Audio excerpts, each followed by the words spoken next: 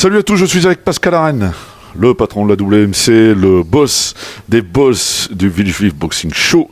Comment ça va? Salut Jérôme, salut à tous, bonjour, ça va très bien, hein, très bien, on est à Nice, ça va très bien, on est bien. Alors on va donner le contexte, on est à la Nice Fight Night et en toute amitié Pascal Arène est venu aider son ami Xavier Lafaye. Et c'est un peu l'esprit à l'ancienne, mais l'esprit que j'aime bien. Tiens, pourquoi cette solidarité avec les autres organisations? Pas toutes, mais quand il y a de l'amitié, il y a de l'amitié. Bah, on a la même passion, on est réunis pour le même... puis on a la même vision, surtout vision de club, vision du sport, vision de la compétition. Et puis bon, Xavier est avec moi à la WMC. On est sur d'autres projets aussi, et puis il vient m'aider aussi quand j'organise avec toute ma team. Voilà, donc ça me paraît tout, c'est logique, c'est un juste retour des choses, quoi. Alors justement, tu parles d'organisation. Le rendez-vous, ce sera le 8 février, espace Les Esselières, le Villejuif Boxing Show numéro 7, de l'Anglaise, du Pied-Point, l'Esprit à Rennes. Oui, c'est toute une team qui est derrière. Il y a énormément de gens qui travaillent à l'organisation, surtout Florent. Tu aimes les deux boxes quand même, le Pied-Point et l'Anglaise, ça te plaît bien? Moi, j'ai commencé par la boxe anglaise. Voilà, donc j'aime beaucoup la boxe anglaise, bien sûr. Et puis surtout, je suis resté avec des gens comme Flavien Granet, par exemple, qui était un pro en anglaise. Quand moi je suis arrivé tout jeune dans une salle à Vitry en boxe anglaise, il était déjà néo. À l'époque, il y avait les néo-indépendants en boxe anglaise. Voilà, donc on est toujours ensemble. Voilà, on a cet esprit-là chez nous. Voilà, c'est important. Allez, encore une fois, il y a un travail de fond. On va l'expliquer un petit peu au public, mais le VBS s'appuie sur les boxeurs de l'Académie des box de Villejuif. D'accord, il y a un vrai travail de fond dans le sens où on forme, on fait évoluer petit à petit. On se retrouve avec des garçons comme Rami Degui au Glory, avec Elias Bougarba qui est champion de France K1 en 2024, etc. Ça aussi, c'est vraiment un fil conducteur pour toi? Non, mais c'est très important. Déjà, nous, on a vraiment une spécificité sur le VBS. C'est qu'en général, on a entre 11 et 13 combats. Et à chaque fois, on met quelqu'un de l'Académie des box contre un team extérieur. Parce qu'on a la chance, et puis bon, c'est aussi le travail et tout ce qu'on met à disposition des boxeurs, d'avoir énormément de compétiteurs.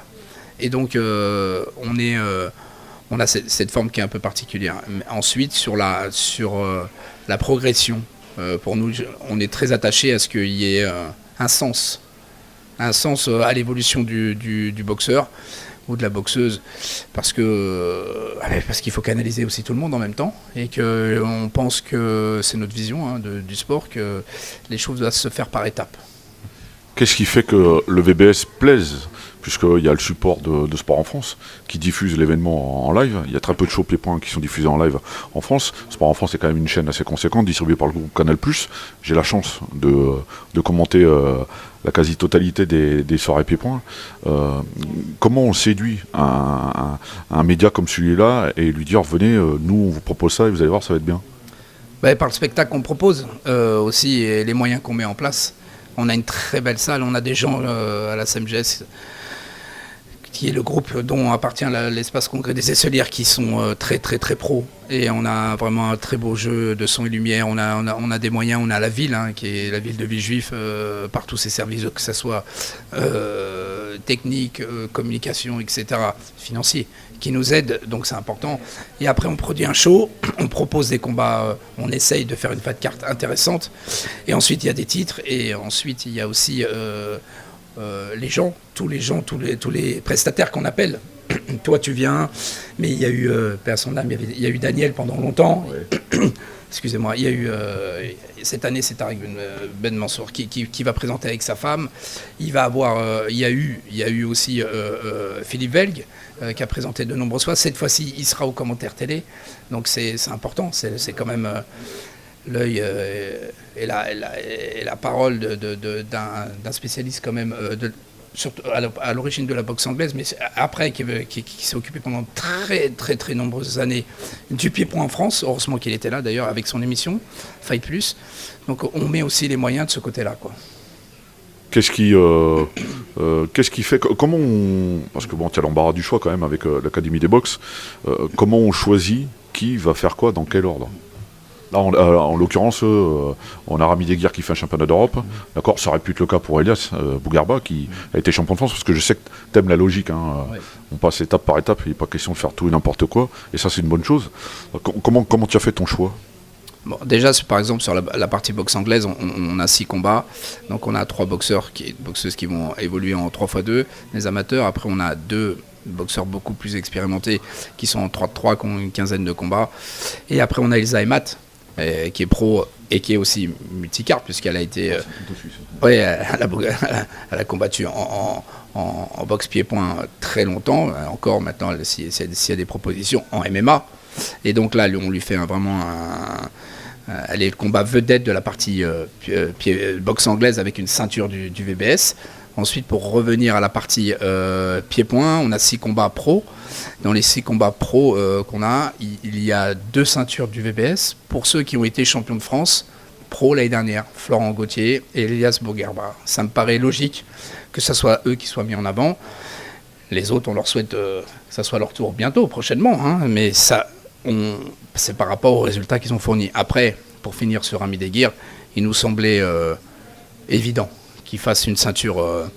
Et encore, on a respecté les critères. On commence par la ceinture Europe.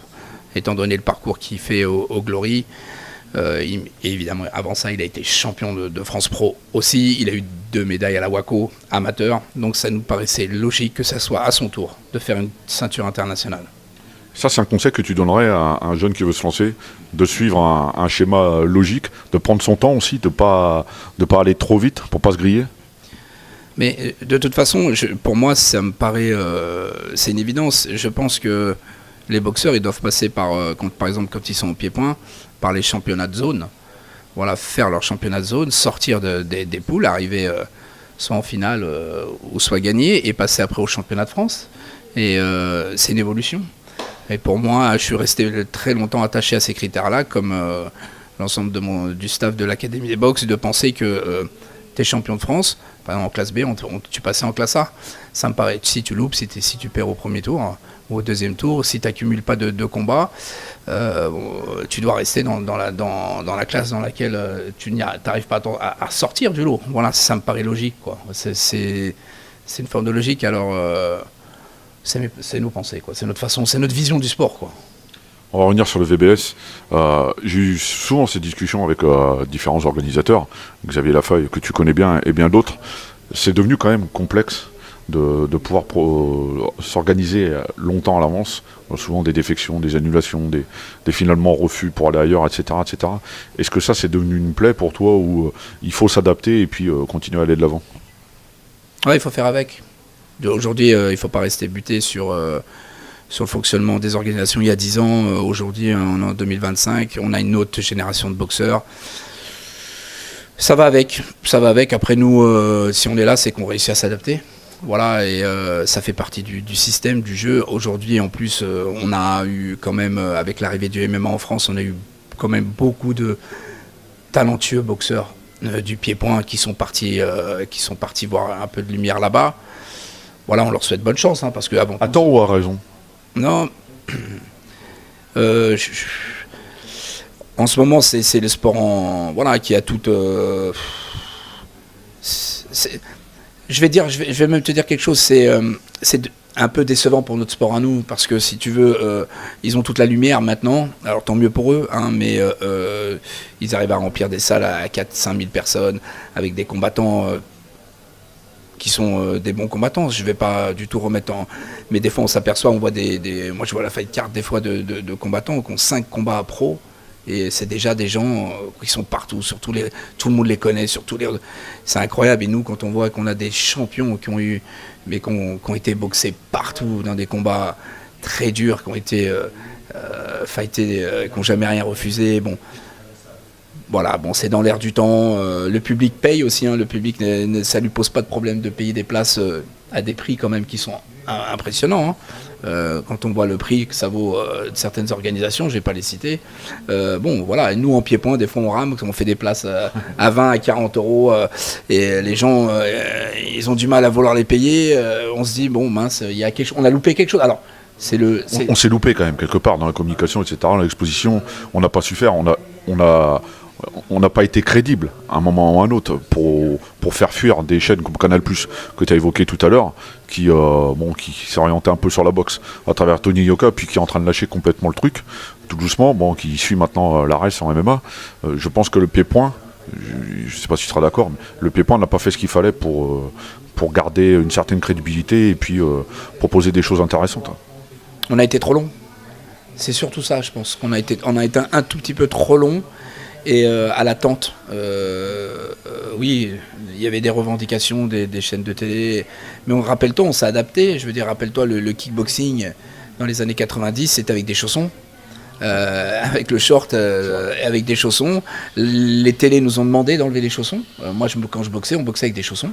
Et on faisait des titres pourtant, que ce soit de France, France Pro ou Europe, au monde, tu faisais avec des chaussons. On a enlevé les chaussons, parce que la télé l'a demandé qu'on enlève les chaussons. Après, on a demandé à raccourcir, les télés nous ont demandé de raccourcir les championnats d'Europe ou du monde quand on boxait. C'était 10-2 un championnat d'Europe, 12-2 un championnat du monde. Les télés ont demandé des formats beaucoup plus courts. On est passé sur des 5-2-3. Les télés après ont demandé des Super Fight en 3 rounds, en 3x3 pour la télé, pour que ça déroule, pour que ça aille vite, etc. Ça, c'était les demandes de la télé. Les fédérations ont changé leurs règles. Évidemment, après, les entraîneurs, les pratiquants, les compétiteurs se sont adaptés. Mais on a essayé de changer. Après, ce qui nous a un peu fait du mal, c'est bon, on a beaucoup de disciplines. Chacun a ses raisons, chacun a un historique, etc. Il y a beaucoup de disciplines, il y a beaucoup de fédérations. Donc évidemment, ça noie un peu le MMA, il n'y a que le MMA, et puis point barre, il y a des grosses organisations, mais les règles c'est le MMA amateur, MMA pro. Après, je vais finir par mon bâton de pèlerin. Je suis très... pour revenir par exemple au Muay Thai, je suis très très surpris et très déçu qu'on n'arrive pas à mettre pour les titres par exemple des combats avec sans protection de coudière. Voilà, je ne comprends pas comment le ministère des Sports il peut accepter pour un sport d'autoriser en France des combats où il y a des coups de coude et alors que la boxe thaï, le Muay Thai est là depuis des décennies et qu'on a toujours ce refus maintenant d'ailleurs tous les champions lorsqu'on organise des titres WMC qui viennent de l'étranger ne comprennent pas pourquoi ils doivent mettre des coudières. Voilà, c'est les amateurs qui mettent des coudières, c'est pas les pros. Et ça c'est aussi le vrai pour moi un exemple concret de du problème qu'on a rencontré, quoi. C'est très dommageable, très dommageable. Bon, cela étant, moi je sens de la passion au VBS, que je connais bien, ça fait quelques années maintenant. Comment on garde cette passion intacte? Ben comme Xavier, ça va être sa 12e édition. Parce qu'on aime, en vérité, c'est l'adrénaline. Hein. C'est le stress.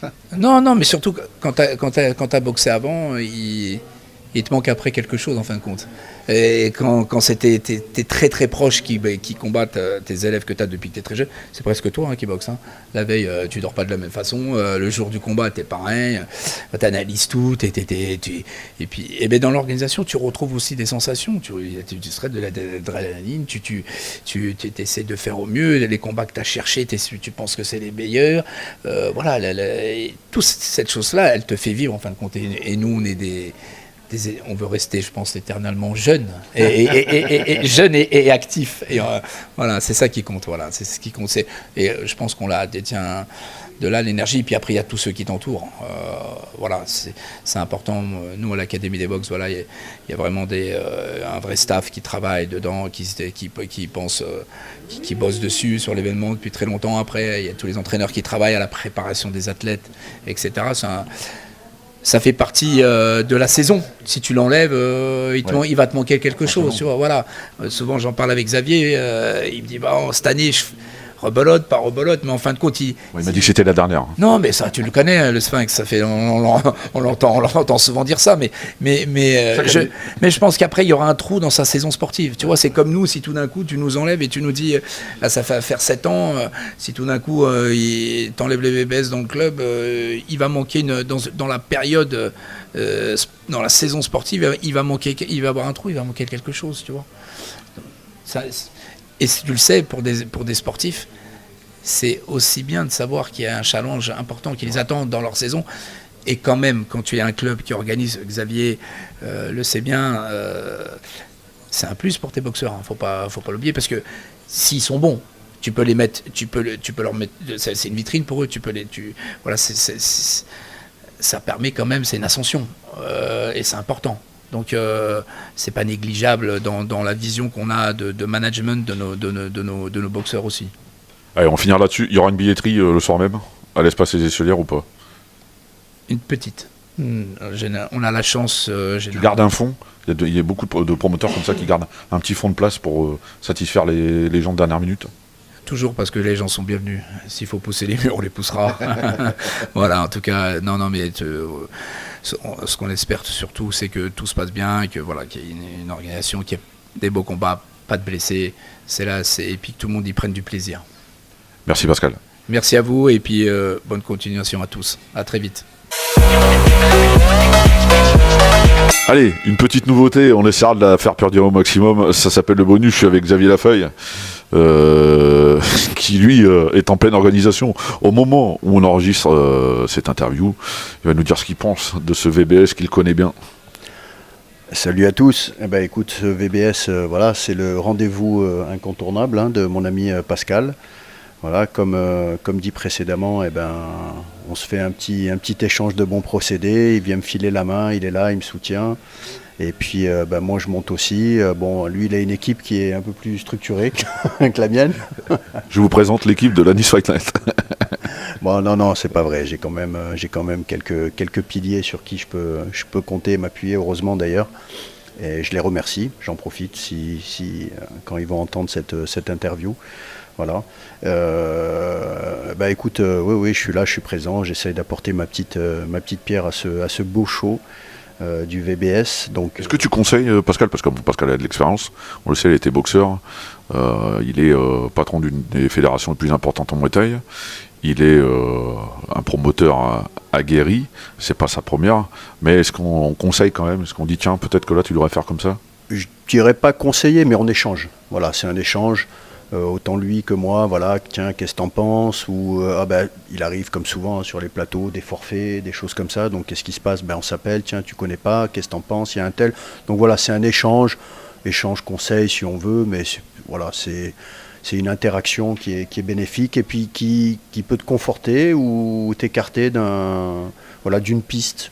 En disant voilà, je connais pas, c'est peut-être bien, c'est peut-être pas bien. Donc voilà, ça nous permet d'être moins seuls dans des prises de décision par moment, parce qu'on en a tellement à prendre sur une organisation que voilà, ça peut rassurer, ouvrir ou fermer des portes. On finit le bonus là-dessus. Je pose souvent aux boxeurs quelques mots pour faire venir les indécis. Pour faire venir des indécis, ouais. De venir sur l'un des plus beaux shows de France, voilà, retransmis, télévisé, donc voilà, faut venir. Puis c'est une chance de pouvoir d'être sur ces plateaux. Voilà, il y a des organisations où on sait qu'on a boxé, quand il y a même des ceintures de l'événement. Donc voilà, faut venir. Merci Xavier. Merci à toi Jérôme.